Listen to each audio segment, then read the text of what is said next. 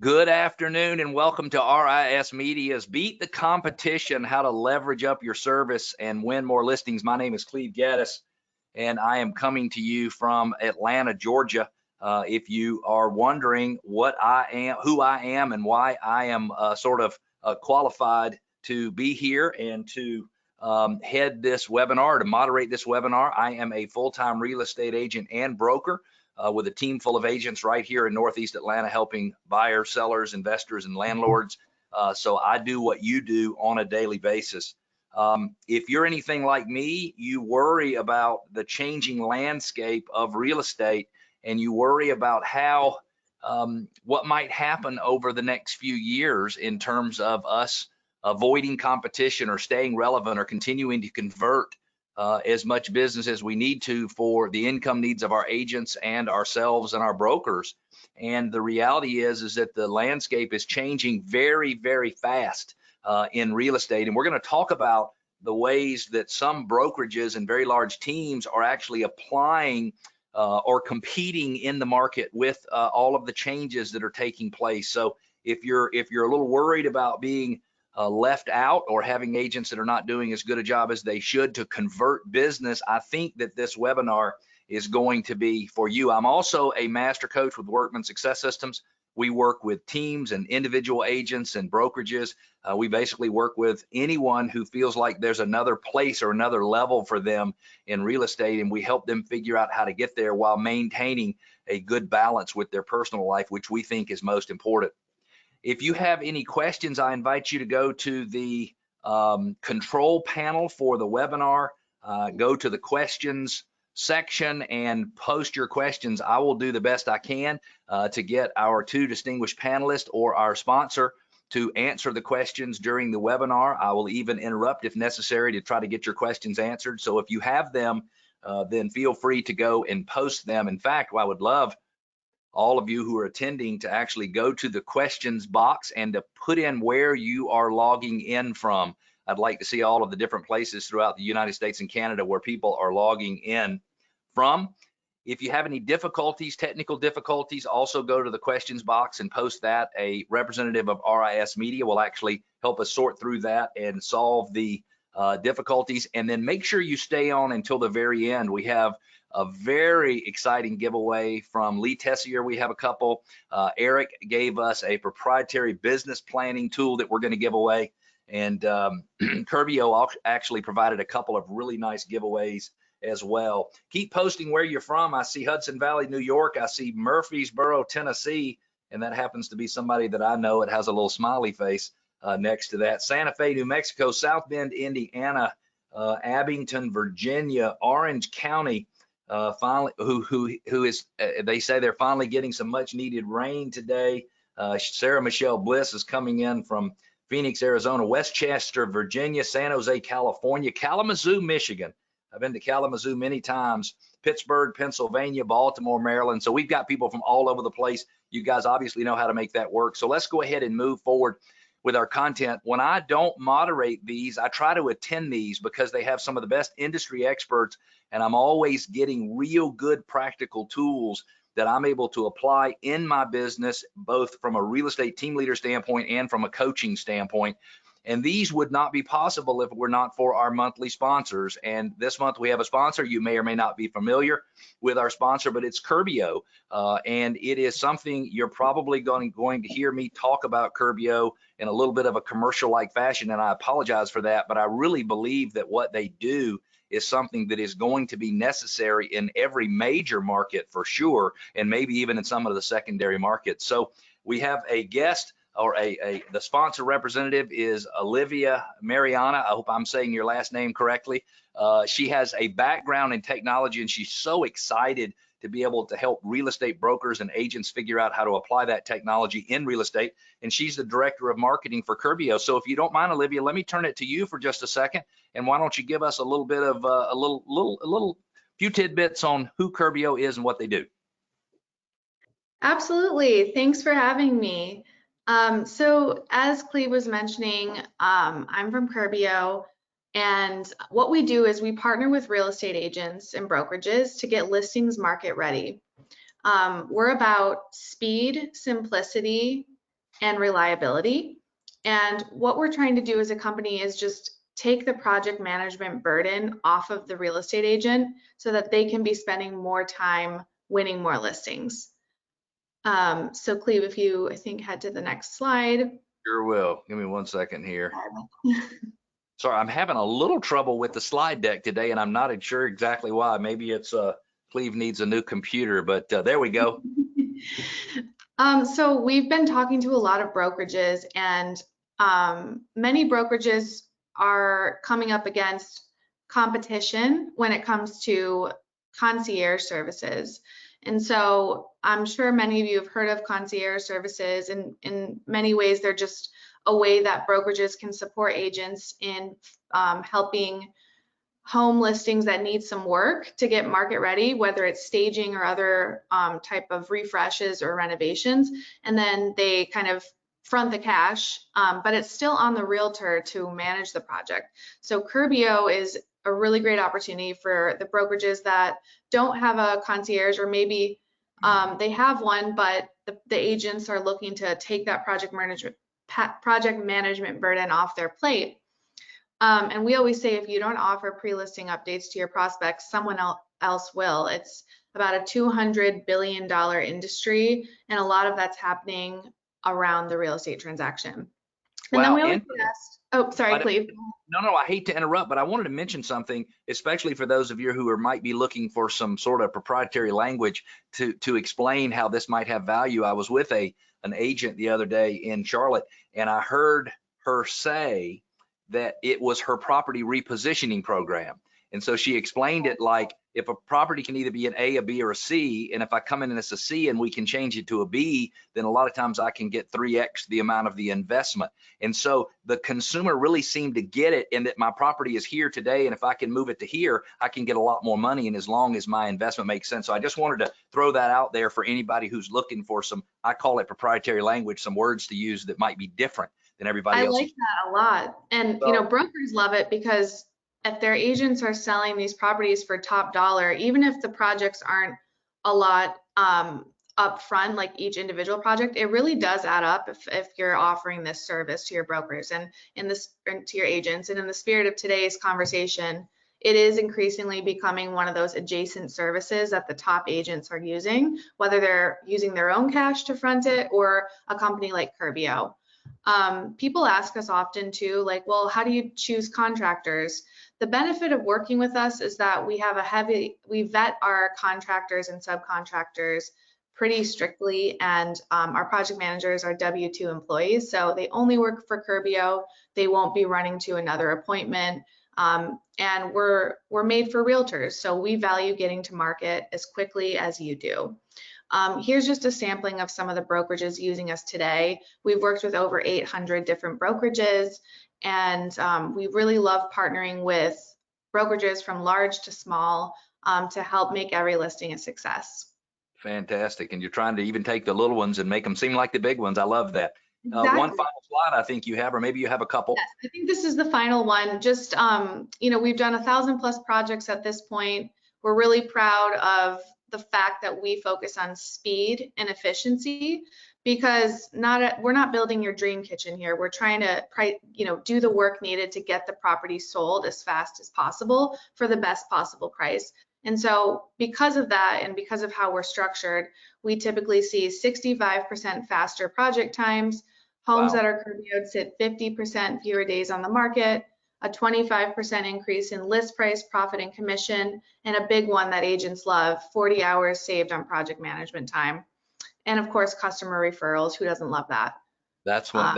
That one is huge. Absolutely. Now, Livy, if you don't mind, I might, since you've got a good technology background and you certainly have a view of how real estate works throughout the country, I might bring you back in and ask you some questions during the rest of the webinar, if that's okay with you. Oh yeah, absolutely. I'd love to talk throughout the Prezzo. So thanks so much for listening. And Cleve, I think we'll be sending out some information if anyone's interested in getting started.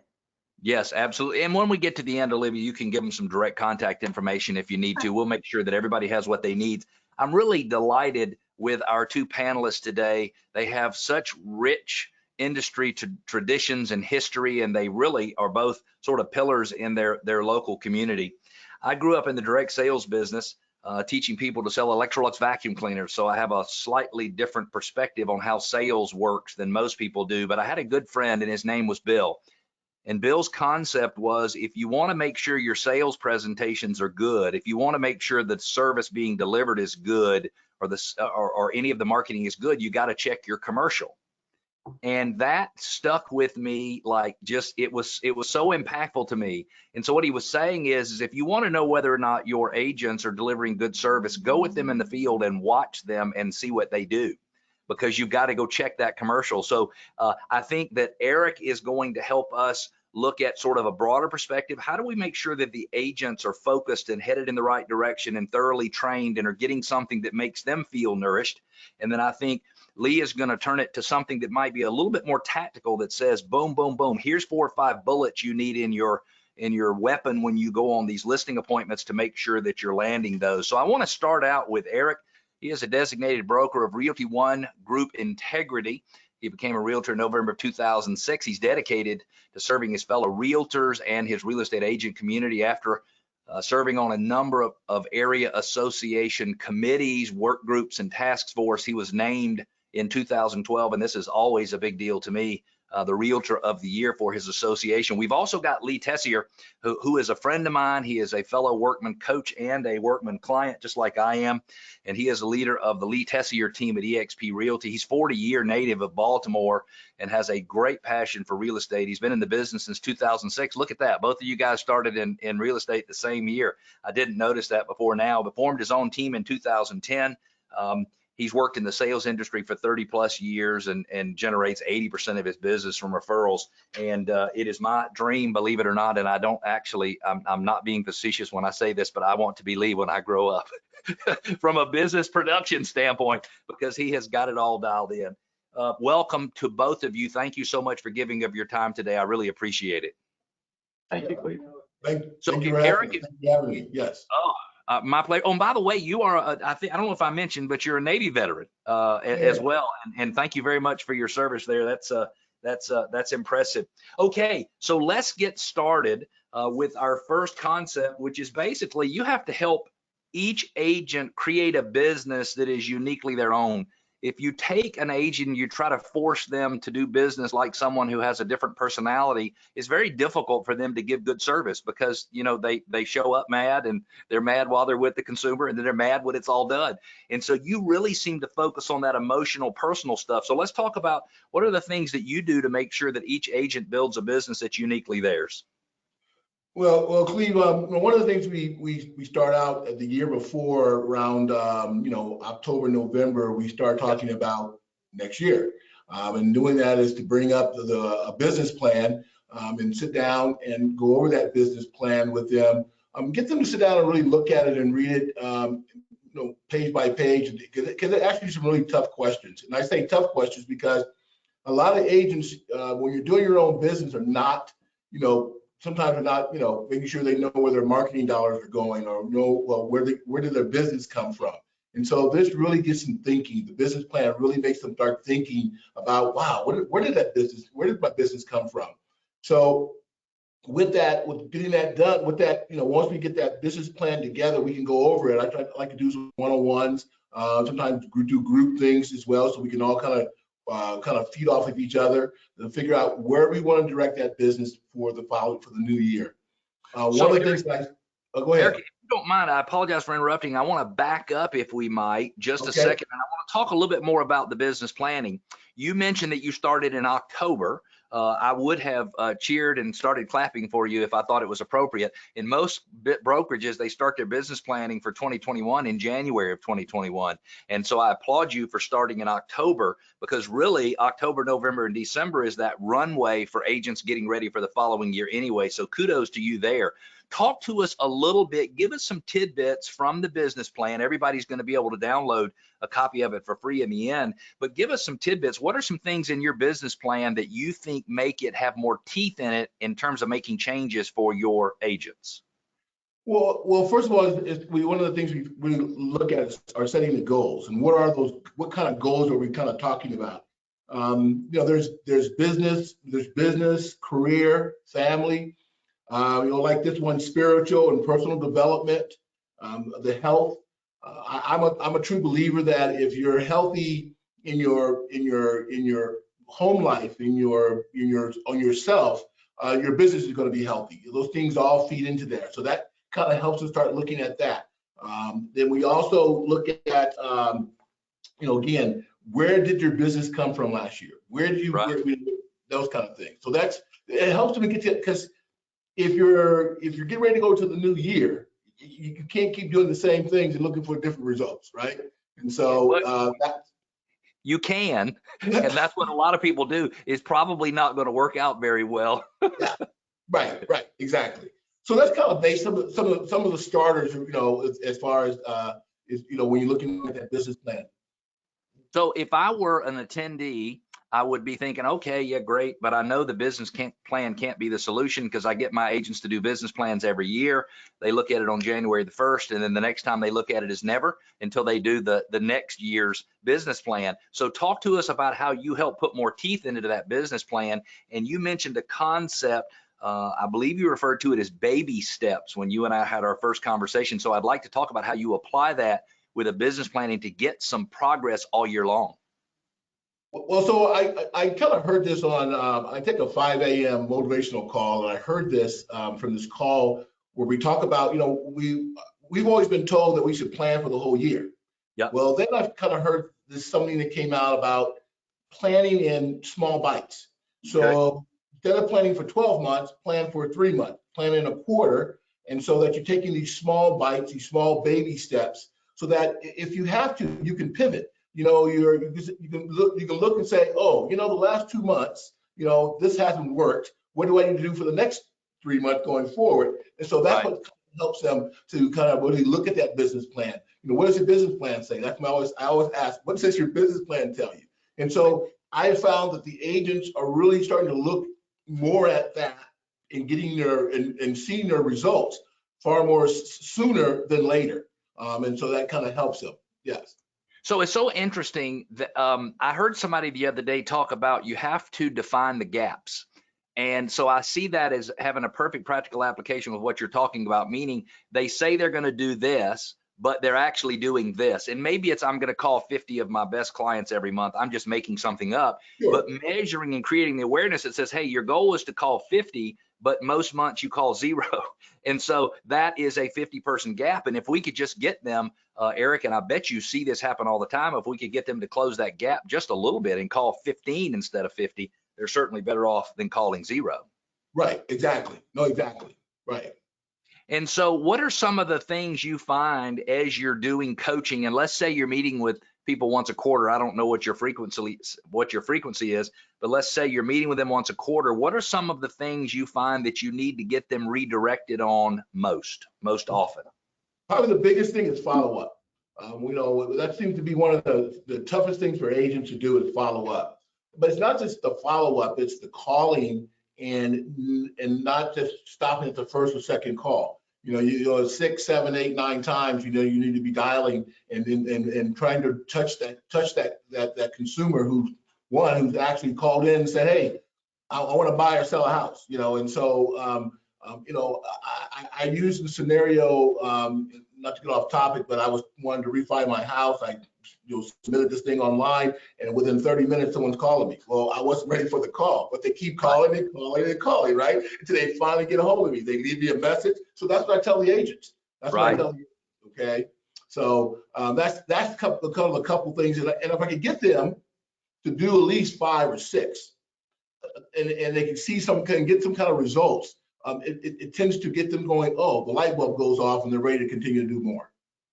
So interesting. So you've got to get the ball to start rolling downhill just a little bit before it'll pick up steam. That's such an interesting concept. Do you have a copy of that business plan in front of you each time you meet with them? Do you have it electronically? How do you do it to make sure you have some continuity?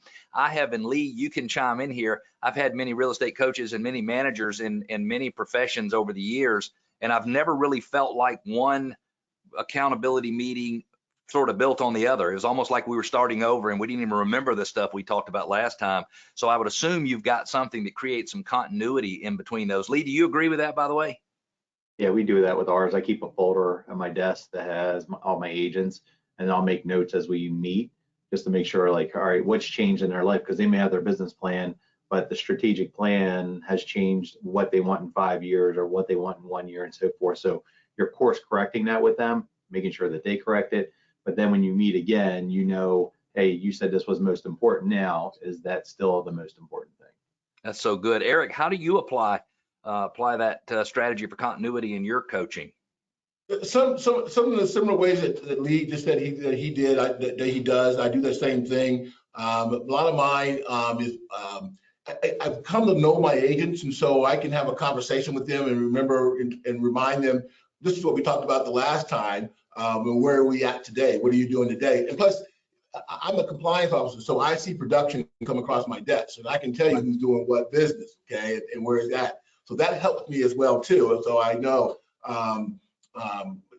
which is great because I can touch those agents, at least celebrate the wins, and talk about how they got that business. Where did that business come from, and remind them, remember about your business plan. So there's a couple ways of doing it that I do it that helps to foster more production and a happy agent. Love that. From the first time you and I started talking, I kind of felt like you had the heart of a teacher, which is excellent for, certainly a real estate brokerage leader. My question for you is this, and then Olivia, I want to loop you in with a question about how Curbio puts good quality processes and procedures, because that's all through training in place. I'd love to get your thoughts. But Eric, you have been successful in real estate. You know what it takes to be successful. Most office leaders or branch managers or managing brokers, whatever they are, they know what it takes to be successful, but it's quite common for agents to fall not just short of what needs to be done in order to be successful, but to miss the mark by 180 degrees, to be not even on the same page. How do you continue to have a good positive attitude with those agents when they don't seem to be making progress toward the goals they set for themselves? Well, that's a very good question. Sometimes I wonder how I do it.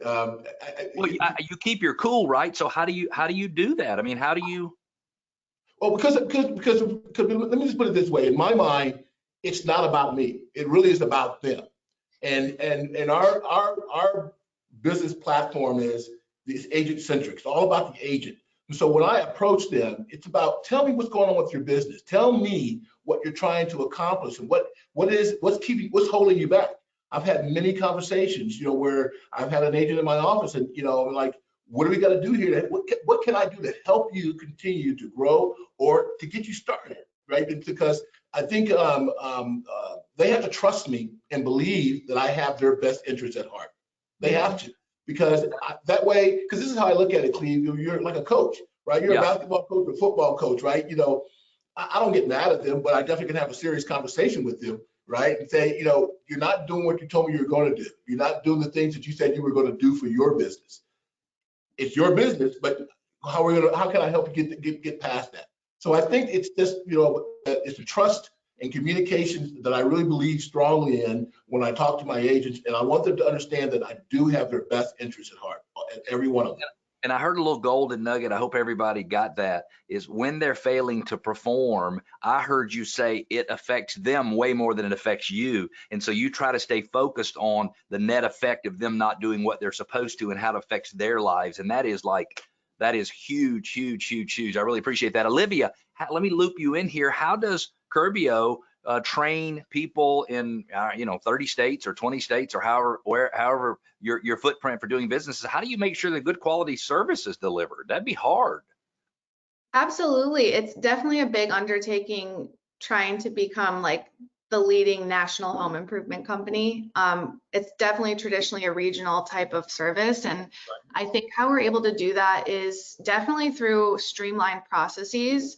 We hire project managers from a background that lends themselves to speed, professionalism, and ideally experience working on really tight timelines. So finding the right fit of individual to be able to manage these high pressure projects, partnering with real estate agents is piece number one. And then from there, it's definitely been about consistency. And I know our chief construction officer is really big on creating a feedback loop from our customers. So both the agent and the homeowner, we factor that in to our own processes. So we're always gathering data, we're surveying, we're making sure that we're just not blindly operating in a vacuum because we think it's the way to do it. We're always learning and trying to improve by interfacing with agents and their clients, because at the end of the day, that's what we're trying to do, is deliver a superior pre-listing home improvement experience. Makes good sense to me. And you could be a little bit clairvoyant, because my follow-up question was going to be, doing home improvements for selling or for staying in a home is a very emotional experience for the homeowner. And so how do you create something, and you said feedback loop, and I think that is a very important concept everybody should go away from this webinar from, is your agents need to be creating feedback loops. Your agents need to be fine with hearing criticism about the way they've given service or the way they've handled something or negotiating. And I'm gonna be honest with you, I've been in the real estate industry for 20 years. And for most of those 20 years, I didn't even understand it if somebody said something that was negative about me. Literally, I believed I was as good as I thought I was, which could under no circumstances be true. And I think that we have a lot of agents throughout the country, because our most successful agents tend to have fairly big egos. And that's one of the reasons they can be successful. And so I think they could probably take a little more accurate view of themselves. Let's circle back over to Eric. Thank you so much, Olivia.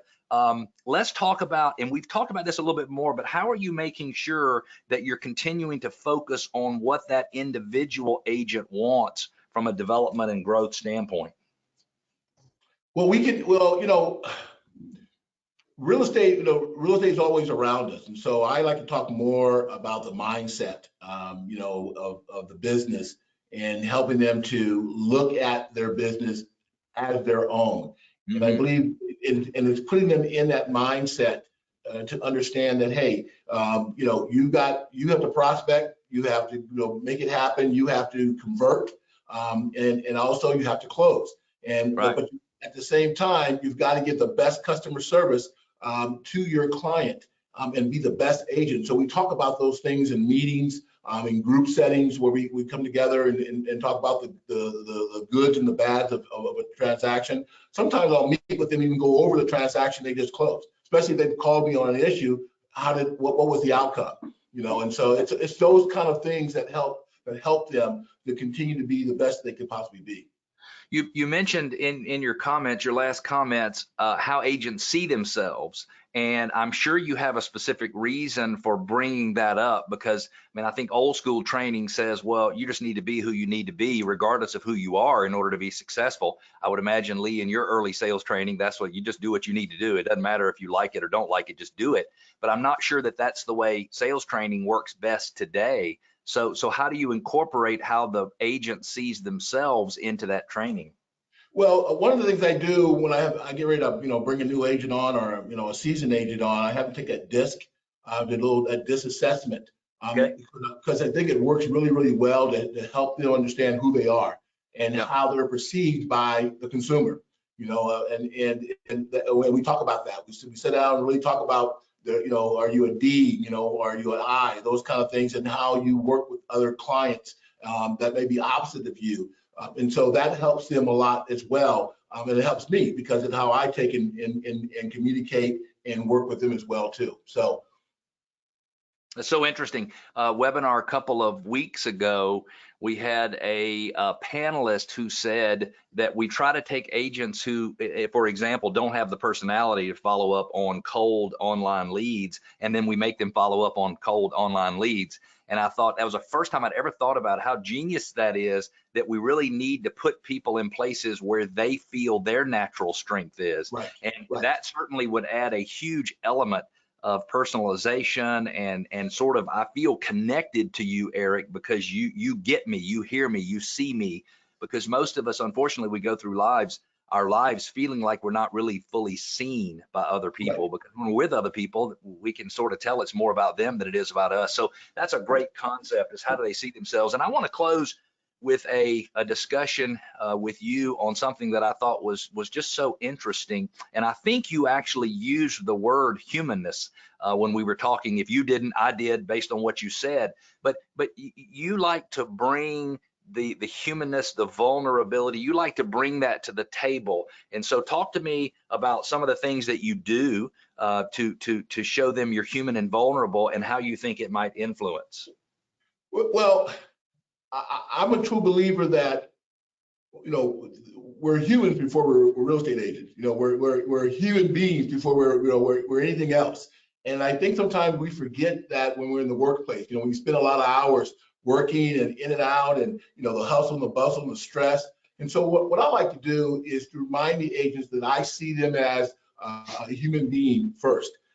There's times when I will pick up the phone, and if I haven't talked to an agent or agent has been in the office, I'll call. And I'll call to see how they're doing, you know. And what happens is they think the broker's calling to find out how come they haven't, you know, put in a contract. I haven't seen you do the production, and I'll tell them, I'll stop them and say, you know what, I didn't call about your production. I called to see how you and your family was doing.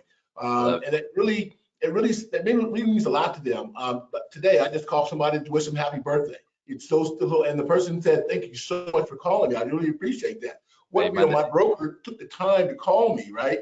And even through COVID, you know, I had a number of agents who did come down with COVID, so I called and followed up with them to see if they needed anything. I made them laugh sometimes just to kind of remind them that, you know, it's going to be okay. So I think it's those things, and really it makes them want to do more, because they see that their broker sees them for who they are, and that they're human beings, and they do have a life outside of real estate.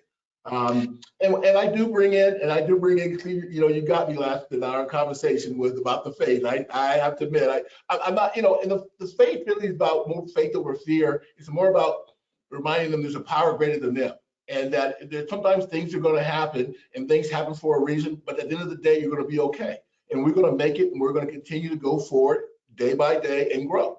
And that's how I kind of put it out there to them, and people seem to respond to that. They like that. And what's so interesting is in a business like this, where you just, no matter who you are, you have more losses than wins, because you're not converting every buyer prospect you're meeting with. You're not converting every seller prospect you're meeting with. Sometimes we have to help them see the bigger picture. We do have a listener question. It's a little bit off topic, but I'd like to ask it if you don't mind. And then Eric, you and Lee, and maybe I can sort of crowdsource the answer. The question is, how can we win more listings? This poor person is prospecting 5+ hours a day, calling expireds and canceled listings, and barely getting any leads. I have some thoughts on what possibly could be wrong with that process, but Lee and Eric, do you have any thoughts? Yeah, role play. Are you practicing it? I mean, I think of one of my agents in role play in the morning, and we're role playing that, and he said he's taken about 100 calls to get an appointment. So sometimes it's upwards of 200. Like the one day is getting worn out, but we're practicing on each other more so than anything. So as we practice more in the morning, the better you got on the script. Not everybody's going to want to sell their house, but do they want to know the home value? Do they want to know what's happening in the market? And hey, you know, we did have a buyer for one down the street, and we have 4 more buyers that were interested, or 10 more buyers, whatever it may be. But so what is it that you're saying? It's not always, hey, I picked up the phone, but you know, you've got to work better on what you're saying. I think of a client that we had, as he took it off the market because he wasn't ready to sell. This was a year ago, and he kept getting expired calls, and he was playing with them because he was president of a radio station. He's like, I love it because it's sales training for me. So he's going through, and he's like, oh my God, these calls are so bad. You know, but how good are you on the phone? So if you're not really good, make sure you get an accountability partner and practice and learn what to say. There's tons of YouTube videos on it. See what you should say, you know. But I think just checking of what's happening in the market. Do you know what's happening in the market? We just had a buyer down the street for a property. We sold that. We had 10 offers on it, and it sold in a day. So when you're telling me some of these things, are you thinking about selling your house, or do you know somebody that is? So, and then listen to your tonality, because it's not always what you say, it's how you say it. If you sound unconfident on the phone, it's going to come in, you're cracking in your voice and stuff. But the better you get at practicing role play, the more fluid and calm you are. It's playing sports. You know, the game, when you start playing a game, it's really fast in the beginning, and then once you start figuring out, it slows down, and you get much better at it. So your consistency on what you're saying goes a long way. So Lee, to build on that, when I first started making prospecting calls as a 21-year-old kid in Indianapolis, Indiana, I would say, I would think to myself, I wonder if they can hear me wetting my pants at the beginning of the call. I was so freaking nervous that I could hardly start the conversation. And what's interesting is, and especially Naseem, who asked the question, is it's really all about an exchange of value. And so if you're making outbound calls and you're not getting the result you want, it's because you're not providing enough value. It's because you're not offering something that seems to be valuable enough for that person to start that conversation with you. I wish we had a lot of time to talk about that on today's call. I will tell you, Naseem, if you want to give me a call, if you will just go online and look up Cleve Gaddis, I promise you, you can find my contact information, and I'd be happy to sit down and role play with you. And I'd even be happy to make Mr. Tessier spend 15 minutes with you on the phone too. He owes me a couple favors, so I'll call one in for you. Let's move on, Lee, and thank you so much for that, Lee. Eric, I left you out. Did you have something else? Yeah, No, I think you cover everything up. I just want to say one thing I can tell you about when we talk about making calls. Yes. I used to be a Navy recruiter. I was a Navy recruiter for 8 years. So Oh. I know about making calls where you got to create that value to say, why not join the Navy, right? And so I kind of go along with Lee, it's practice. You got to have that. You really do have to have that confidence about yourself, because people can feel it. They can feel it if you're not confident in what you're calling about. And so we're asking the right question. So I had to kind of throw that in there. So and talk about a sales job, convincing somebody to sign over their life for 4 or 5 years or 6 years, whatever it is, that is a sales job. So you know how to exchange value for value. Lee, let's roll into your section, Lee. And one of the things that I know you are, and by the way, I've watched a tremendous amount of growth in you and your business over the last 4 or 5 years. So some of the stuff you're doing now, you weren't doing 4 or 5 years ago. And I only say that because I want to speak encouragement to everybody who's listening that says, I don't do any of this. I need to do something different. Everybody's got to start somewhere. But talk about the rhythm of training and communication. What meetings are you having every week? Are they in groups? Are they one-on-one? And sort of what happens? Give everybody a flavor of what you're doing there in Baltimore or north of Baltimore. So what you said too, so 5 years ago, I want to give numbers just so they have perspective. So 2015, we did about 66 million in sales. 2020, we did 146 million in sales, so 80 million growth. So just giving you an idea, but it wasn't here to here, it was here and it was incremental up. But simple things, daily success habits, we use these every day. What are we talking about? What are we doing? What's our, how do we get 61 points? So 61 points for us is how many dials are we making? How many conversations did we have? Are they scheduling any open houses? Since right now we can do open houses again. Are they showing houses? Did they write an offer? What are they doing that's dollar productive? So use that. Plan out your day. Make sure you're writing it down. I had a conversation with somebody at the gym this morning. She lost 104 pounds in the last year, and I'm like, good for you. I mean, I was like, man, I don't know where you had 104 pounds at, because you're not that big a woman. So I said, what are you doing? She's like, I'm writing everything that I eat down. She's like, I write it down more. Like, I'm just so in tune of what I'm putting in my body. I'm like, good. So I brought that up in our role play call this morning. I said, guys, this woman that lost 104 pounds, that wasn't just like, hey, I'm going to go in and I'm going to lose 104 pounds. This was naturally losing. It wasn't lap band or anything else. She focused, she watched what she ate, she worked out. And I said, you have so much more energy and everything else now from that. But it's the same thing with us. But you need to write stuff down, know where you're going, make a plan. She didn't just say, oh, I'm going to get up and eat Cheerios today and some peanut butter and jelly or whatever else. She pre-planned what she was going to eat. So same thing with us, pre-plan.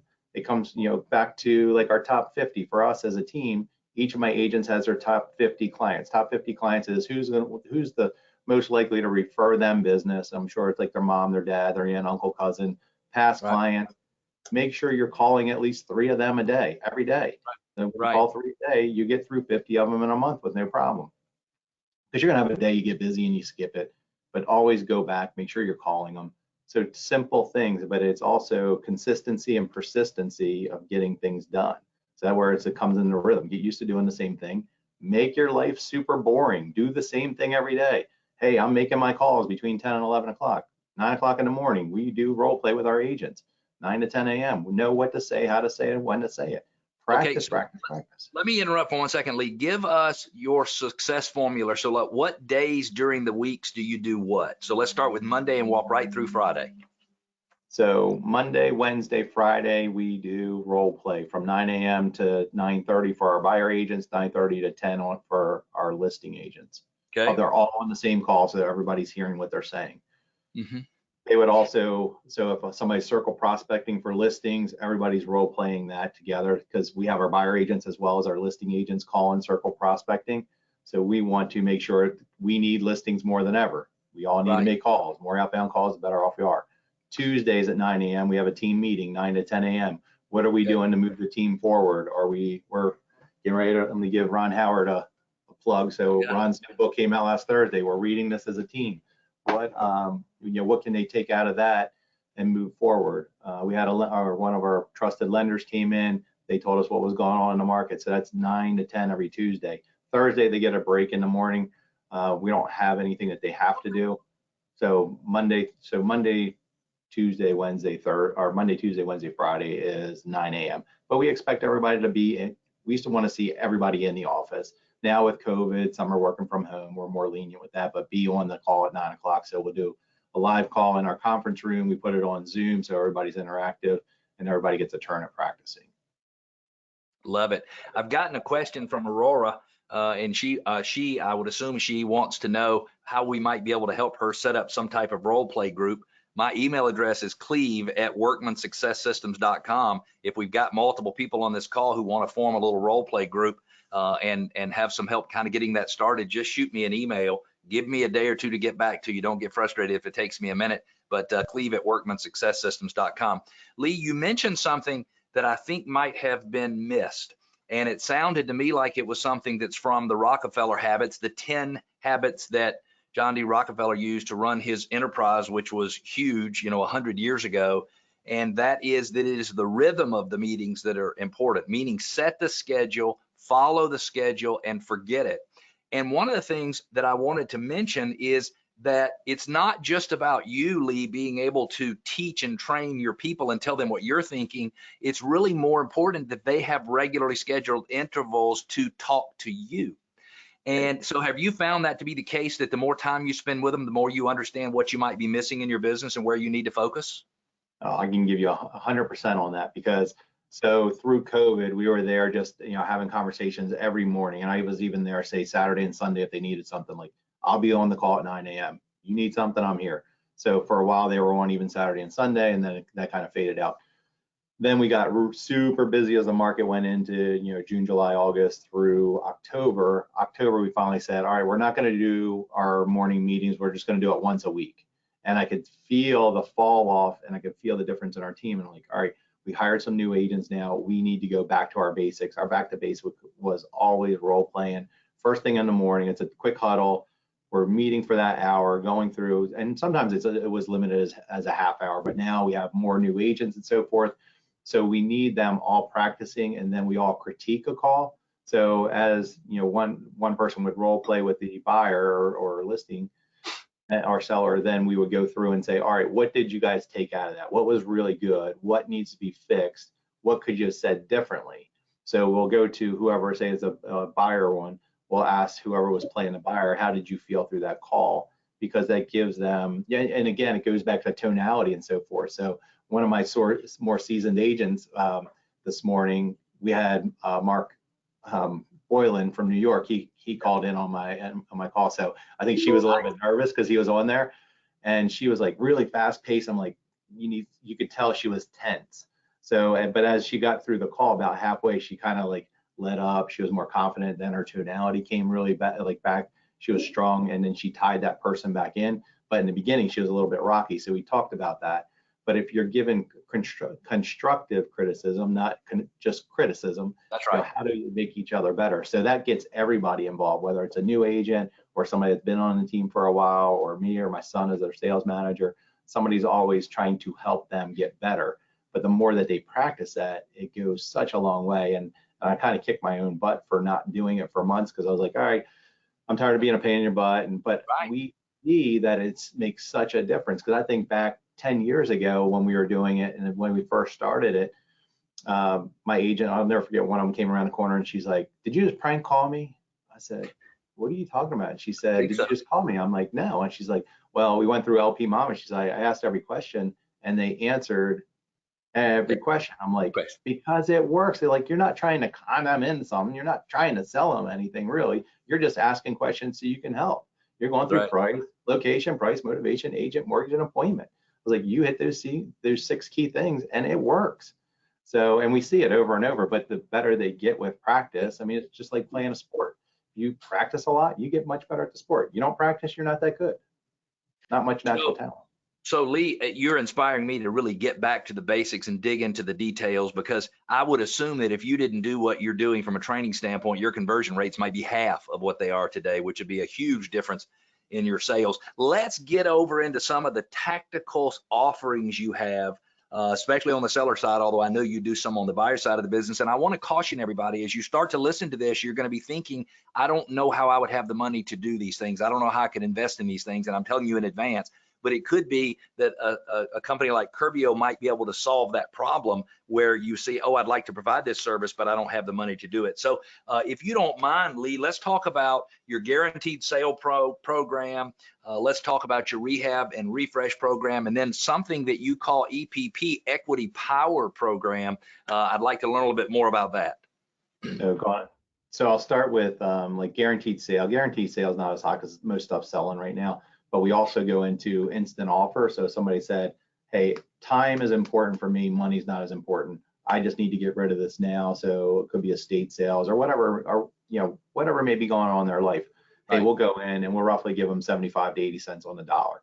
We're going to go in, buy it right then and there. Some of them will keep as a rental, some will flip, and sometimes we pay a little bit more. Like I had one that I paid a little bit more than that on, but I knew it would benefit me long term. It would create more. We'd resell it, fix it up a little bit. Then our instant. Let me just interrupt real quick. So if you're listening and you're thinking, okay, wait a minute, I can't buy them. You don't have competition from actual national iBuyers in your market at this point. There's some reason that Baltimore is not of interest to them at this point. So you do it yourself. But if you're in a major metro area and you feel like you have the ability to buy these houses, you could partner with not just one, but all 3 of the big national iBuyers and offer that service so that you start a lead flow to come in. And I'm so sorry to interrupt, Lee, but I wanted to point that out because when I listen to you, I think, oh my gosh, I'm not even sure I could do that. So it can be a little overwhelming.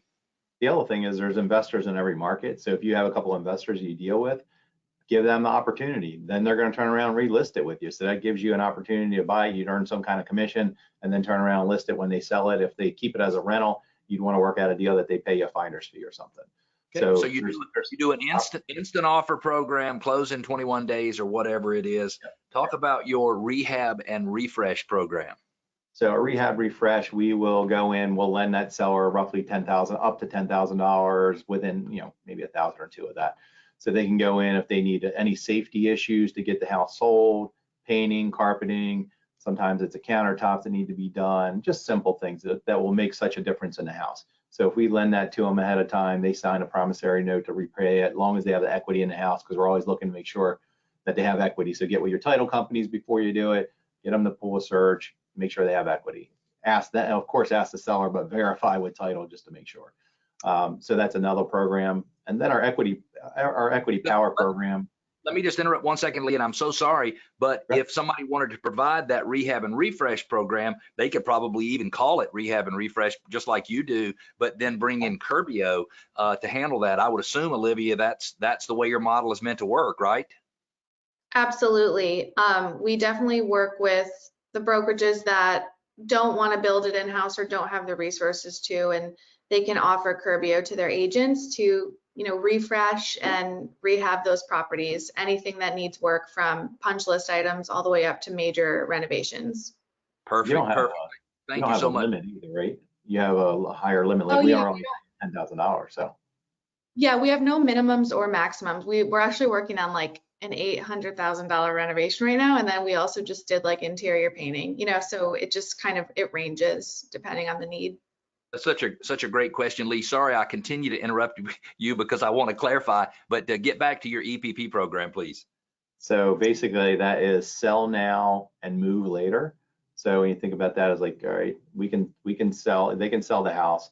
We'll be the buyer for them. We'll take that at a little bit of a discount. We're not as much of an instant offer because we're trying to make a little bit of money, just not lose money on it, and then be able to buy that home that we can resell later, so they can be a non-contingent buyer. Because being a contingent buyer in today's market, good luck, you're not getting anything. So Right. that kind of Right. takes that out of the equation, and then we'll rent it back to them. We'll be flexible in settlement date, rent it back to them up for 90-day range. So if they need a month or they need 4 months, we're okay. Love it. And if that's not something that you're able to provide in your market, there are third-party companies that actually do that. You could combine an iBuyer, or you have people that'll come in and buy the purchase and give you time to sell the existing listing. So there's certainly ways to provide these services. And for the gentleman who was asking, or the lady who was asking about, hey, I'm making all these expired calls and not getting anywhere, maybe if you started offering or were able to offer some of these services, you'd make that phone ring, because that expired listing you're calling might be upset or depressed because their home is not nice enough and they don't have any money to do anything to fix it up. So that could certainly solve the problem. Lee, you have been creative, and when you have, I mean, I don't think I'm exaggerating when I say last year you gave away like 1,000 pies for Thanksgiving, or some crazy number that I can't even imagine. I don't even think there were that many pies in the whole city of Atlanta, and you gave them away. So you do lots of cool events for your clients. So I want to talk about those events. Then I want to talk about the Top 50 program, and we've got about 8 minutes left. We'll try to wrap it up right on time. And tell us about your client events. So our Thanksgiving pie event is the biggest one. So it started out small. We just did it in the office, had people come in, get pie, cider, this and that. Then it went to a restaurant. Then we had to find the biggest restaurant in our town pretty much. We had a little over 1,000 people at 2019. We didn't get to do it last year because of COVID, but we gave away 525 or 550 pies. So it was, get 1,000 people through the door. We do, yeah. So we have open bar. We do light food, and it's just like a party night. So, create a club around your database. So the more that you do that, we have people that want to be there and are like, how do I get invited? Beforehand, I'm like, well, refer us business or do business with us. Okay. So we end up getting referrals, and people get invited year over year. Like, it's not one-time invite. It's open. It's a Tuesday before Thanksgiving. The only thing is, if we change restaurants, that's about it.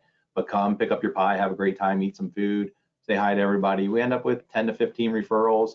I mean, it's an expensive night, but you can offset those costs from all the vendors that you use, because they're more than willing to pay for advertisement at that, because you get in front of 1,000 people that are there to have a good time and already know it's real estate related, and more than likely they did business with them anyway.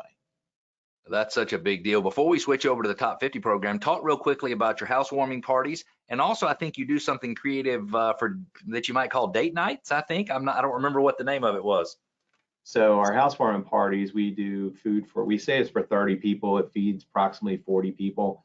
Anybody that bought a house with us, we offer it to them. We did a lot less. We probably only did about 30% of them last year because of COVID, but typically it's a package of food. It'll feed approximately 40 people. We give them a menu. It's a nice presentation. So after settlement, we'll give it to them and say, hey, let us know when you'd like to do your housewarming party. Here's a menu of what it includes. You can pick each package, like a tailgate package, a tour of Italy, or I think like it's all Greek to me is the other one. So you can pick one of them, or if you don't want to do that, we'll do a COVID cleaning in today's market and have the house thoroughly cleaned. But we would also do that on the listing side. So we add it as a going away party for them. And that's really worked well in the past too, because you're already sitting there, the house is half boxed up, and you have the neighbors, the aunts, the uncles, the friends, and you're the one that's there with them supplying the food. I don't supply alcohol, but I supply food for that. And it's just a good time just to get in front of people. So the other ones are that we do happy hours. So we'll do like our top 50 clients that we'll have, right now we're trying to limit it to 3, but we were able to have 10 people per agent. So we'd have, 100 or 125 people at a smaller event, just coming out, have a good time. And that's kind of like a date night for them. And it's, it gets us in front of them. And then how do you, just staying in contact with them long term, because you're doing something different and they already like you, know you, and trust you, and they want to see it succeed. So you're just that reticular activator where you're moving to the front of their head again of like, hey, I heard so-and-so was talking about real estate. Make sure you send them to Lee, or send them to Katie on Lee's team, or Joe, or so forth. But the more that referral base, the more you grow that, the better off you are. Just keep building back into your database. So smart. As we close up the last 5 minutes, I want to say thank you to all of you. I mean, the information has been great, and I appreciate everybody sharing so openly. and so freely. I know, Lee, that you have created what's called a top 50 program for all of your agents to work. I know it's based on a book called 8651, which is how to sell 86 deals a year, working with the 50 people most likely to give you referrals 1 hour per week, 1 hour per day. And I will let everybody know that as part of our free giveaways, we've actually included a copy of that book that this program is based on for anybody who wants to go download it. But talk to us about the top 50 program and how it works with your team. Yeah, so we have a Google spreadsheet where they're putting all their people in that they're calling monthly. So the big thing is make sure you call them at least once a month, because these people already know you, like you, trust you. They're going to refer you. Plus, when you're making those circle prospecting calls or those expired calls, those are like beating you up. So by the time you're done and you've made 100 of them, you're worn out. So fill yourself back up with your emotional bank account and make 3 of these top 50 calls, because they want to talk to you. They know you really well. All you're doing is going through forward: family, occupation, recreation, dreams. How's your family? How's everything going? How's the kids? How's your dog? Whatever it may be. People can talk easily about themselves. So if you're talking about them, seeing how they're doing, think of how many calls you get daily or monthly to you, checking on you to see how you're doing. It's not very many. Make it a text here and there, but you're not getting enough calls. So again, you're just leveling yourself up to that person and work on that, because you're not trying to sell them something. So many people say, hey, I'm never too busy for your referral after, which great, but I'm calling these people that I know that I would be the one that they would be referring. If not, I need to work on myself a lot more and provide more value to them. So just keep working at it, just call them. And it's just consistency more than anything else. Call them at least every month. And if you're supposed to follow up with them on something, make sure you follow up. Yeah.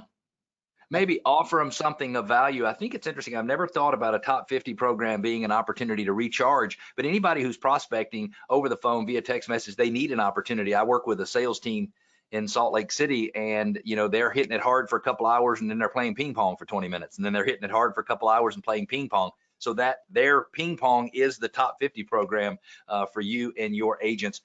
Give me just a couple quick examples, and we've just got a couple minutes of the types of items of value that you might provide somebody in a top 50 program.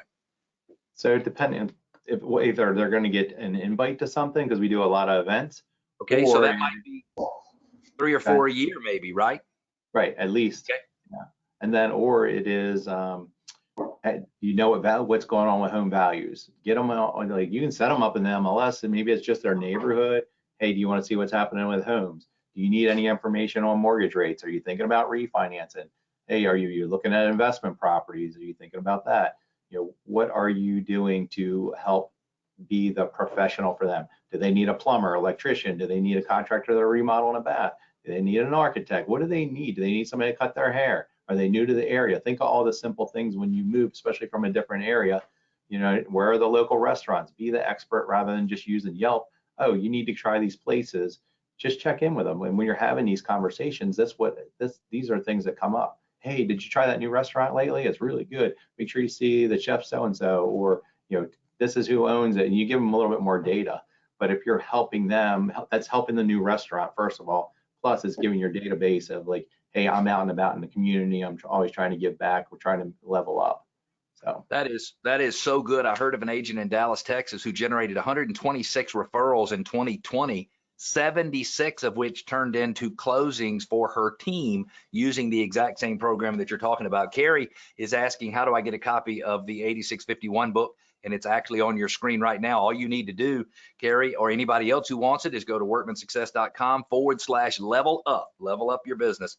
Workmansuccess.com/level up. We've got the Daily Success Habits Tracker, which is the original form that Lee's Daily Success Habits Tracker is based on. We've got the 8651 book there on the right. Eric was nice enough to share his full 2021 business planning guide, which is 20 some odd pages. Probably one of the better business planning guides I have seen. I reviewed it a little bit myself last night. And then Curbio has been nice enough to provide free copies of the 2021 Agent Playbook, which is all about winning more listings, growing your business, and crushing your goals. You'll get a link to download that. And then you'll also get a link where if you want to get in and get an estimate for a particular project from Curbio, you can absolutely do that. At the end of the webinar, or sometime later this afternoon, an email will be sent to you. It will have a link to the recording of the webinar. So if you want to go back and listen, you'll have the ability to do that. Lee, thank you so very much, sir, for giving of your time today. Eric, it was so nice to meet you, and thank you for giving of your time. And Olivia, thank you to you and Curbio for making this possible, and I appreciate your contributions on today's webinar.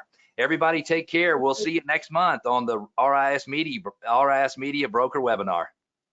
Take care. Take care. Thank you.